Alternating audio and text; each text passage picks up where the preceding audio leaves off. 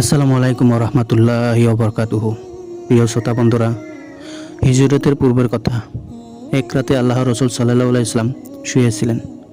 তন্দ্রাচ্ছন্ন চোখ দুটো মুদে এসেছে, তবে হৃদয় মানুষ ছিল জাগ্রত। এরই মাঝে আগমন করলেন হযরত জিবরাইল আলাইহিস সালাম। তিনি নবীজিকে উঠিয়ে নিয়ে গেলেন জমজমের নিকট। একটি স্বর্ণের পেয়ালা আনা হলো। তা ছিল ঈমান ও হিকমতে পূর্ণ, তাতে জমজমের পানি। জিবরাইল আলাইহিস সালাম নবীজির বক্ষ মোবারক বিদীর্ণ করলেন, বের করে আনলেন নবীজির হৃদয়। জমজমের পানি দিয়ে তা ধুয়ে আবার প্রতিস্থাপন করে দিলেন জায়গা মতো।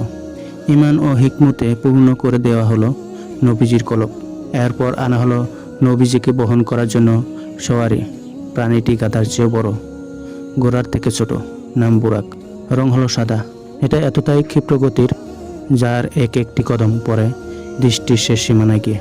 এইভাবে নবীজি সাল্লাল্লাহু আলাইহি সাল্লাম মুহূর্তে পৌঁছে গেলেন বাইতুল মুকাদ্দাসে। বুরাক বেঁধে রাখা হলো পাথর চিত্র করে, যে পাথরের অপরাপর নবীগণ নিজেদের বাহন বেঁধে রাখতেন।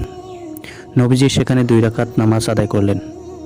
নামাজ পড়ে বের হওয়ার সময় জিবরাইল আলাইহিস সালাম নবীজির সামনে 2টি পেয়ালা পেশ করলেন। একটি দুধের পেয়ালা, অপরটি শরাবের। নবীজি দুধের পেয়ালাটা গ্রহণ করলেন।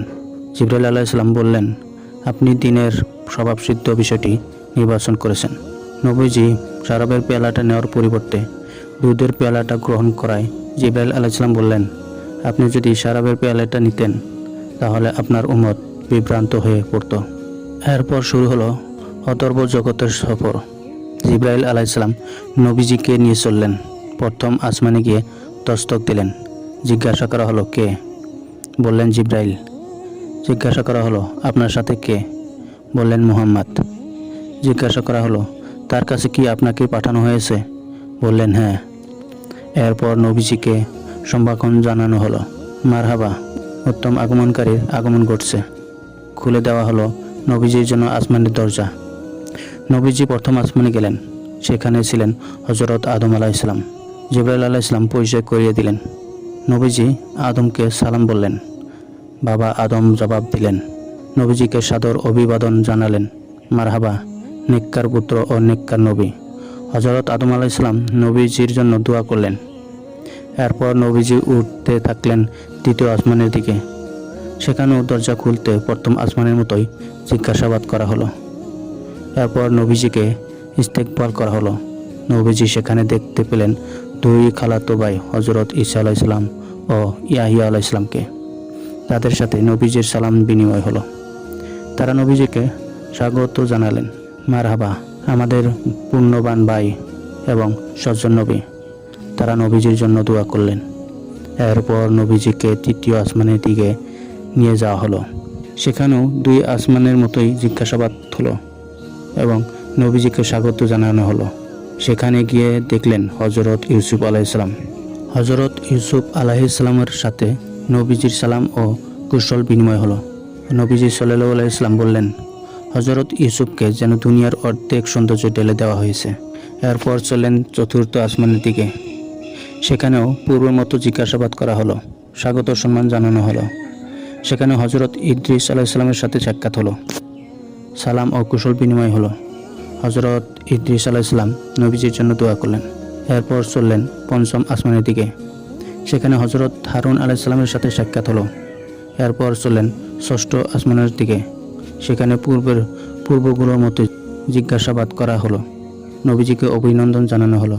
সেখানে দেখা হলো হযরত মুসা আলাইহিস সালামের সাথে। হযরত মুসা আলাইহিস সালাম নবীজিকে দেখে খুব ইস্তেকবাল করলেন। এরপর নবীজি ষষ্ঠম আসমানের দিকে উঠতে থাকেন। সেখানে দেখা হলো হযরত ইব্রাহিম আলাইহিস সালামের সাথে। জিবরাইল আলাইহিস সালাম পরিচয় করিয়ে দিলেন, ইনি আপনার পিতা, সালাম করুন। নবী সাল্লাল্লাহু আলাইহি সাল্লাম হযরত ইব্রাহিম আলাইহিস সালামের সাথে সালাম বিনিময় করলেন। নবীজি বললেন, হযরত ইব্রাহিম আলাইহিস সালাম তখন বাইতুল মামুরে হেলান দিয়েছিলেন। বাইতুল মামুর, যেখানে প্রতিদিন 70,000 ফেরেশতা আসে। এরপর এই 70,000 আর ফিরে আসে না। এইভাবে প্রতিদিন 70,000 করে ফেরেশতাদের নতুন নতুন কাফেলা আসতে থাকে। এরপর নবীজিকে নিয়ে যাওয়া হলো সিদরাতুল মুনতাহার দিকে। সেই কুল বৃক্ষ, এক একটি পাতা হাতির কানের মতো আর এক একটি ফল মটকার মতো বড় বড়। যখন ওটাকে আল্লাহর বিধান আসন্ন করে নিল, তা পরিবর্তিত হয়ে গেল। সৃষ্টির কারো সাধ্য নেই তার সৌন্দর্যের বিবরণ দেওয়ার। জিব্রাইল আলাইহিস সালাম বলেন, এটা সিদরাতুল মুনতাহা। এখানে 4টি নহর, 2টি অদৃশ্য আর 2টি দৃশ্যমান। নবীজি জিজ্ঞাসাবাদ করলেন, দৃশ্যমান নদী 2টি কোনগুলো? জিব্রাইল আলাইহিস সালাম বললেন, অদৃশ্যমান 2টি জান্নাতে আর দৃশ্যমান 2টি হলো নীল নদ ও ফুরাত নদী। এরপর আল্লাহ তাআলা নবীজির প্রতি যে ওহী পাঠালেন, দিন রাতে উম্মতের জন্য 50 ওয়াক্ত নামাজ ফরজ করে দিলেন। নবীজি আল্লাহর পক্ষ থেকে সালাতের এই হাদিয়া নিয়ে ফেরত আসছিলেন। এর মধ্যে দেখা হলো হযরত মুসা আলাইহিস সালামের সাথে। হযরত মুসা আলাইহিস সালাম জিজ্ঞাসা করলেন, আল্লাহ তাআলা আপনার উম্মতের জন্য কি দিয়েছেন? নবীজি বললেন, 50 ওয়াক্ত নামাজ। হযরত মুসা আলাইহিস সালাম বললেন, আপনার উম্মত রাত দিন 50 ওয়াক্ত নামাজ পড়তে পারবে না। আপনার আগে আমিও উম্মত চালিয়ে এসেছি। আপনি আল্লাহর কাছে গিয়ে কমিয়ে আনুন। নবীজি সেই মতে আল্লাহর কাছে গিয়ে কম করে দেওয়ার দরখাস্ত করলেন। আল্লাহ 5 ওয়াক্ত কমিয়ে দিলেন। নবীজি তা নিয়ে ফেরত আসছিলেন। আবার হযরত মুসা আলাইহিস সালামের সাথে দেখা হলো। বললেন, আপনার উম্মত তা পারবে না, আপনি আরও কমিয়ে আনুন।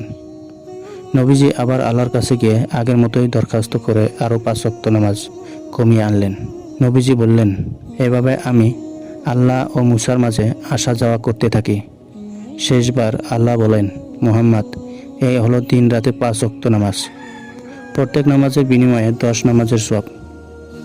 এভাবে বান্দা 5 ওয়াক্ত নামাজ পড়বে, 50 ওয়াক্ত নামাজের সওয়াব পাবে। কেউ কোনো ভালো কাজ করার ইচ্ছা করবে কিন্তু করতে পারবে না, তার জন্য নেকি রয়েছে, 1 নেকি। আর যদি ভালো কাজটি করে তাহলে তার জন্য 10 নেকি। আর কেউ যদি কোনো মন্দ কাজ করার ইচ্ছা করলে কোনো গুনাহ লেখা হবে না, তবে তা করে বসলে 1টি গুনাহ লেখা হবে। নবীজি এই সত্যঘাত নিয়ে ফেরত আসছিলেন। হযরত মুসার সাথে দেখা হলো। মুসা আলাইহিস সালাম এবার শুনেও বললেন, আপনি যান, আরও কমিয়ে আনুন, আপনার উম্মত পারবে না। বনি ইসরায়েলের বিষয়ে আমার অভিজ্ঞতা আছে। নবীজি বললেন, আমার আর কিছু বলতে লজ্জা হচ্ছে। নবীজিকে যখন বুরাকে তোলা হচ্ছিল তখন বুরাক অদ্যত দেখালো।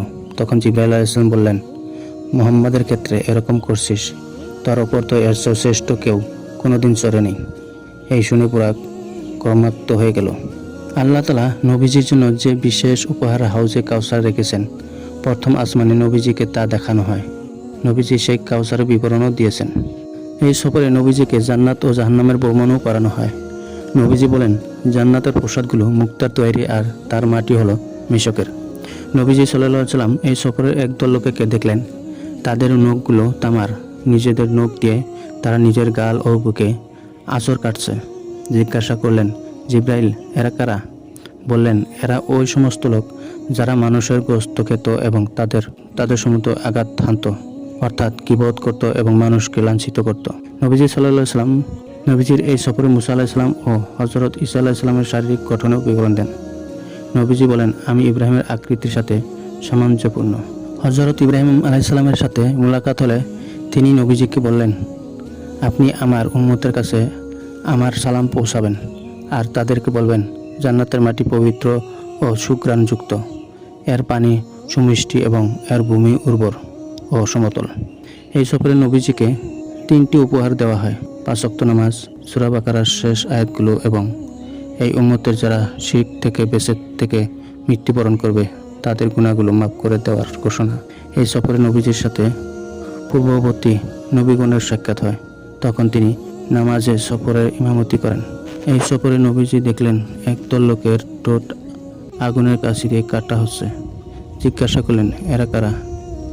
জিবরাইল আলাইহিস সালাম বললেন, এরা বক্তৃতা করতেও বটে কিন্তু নিজেরা আমল করত না।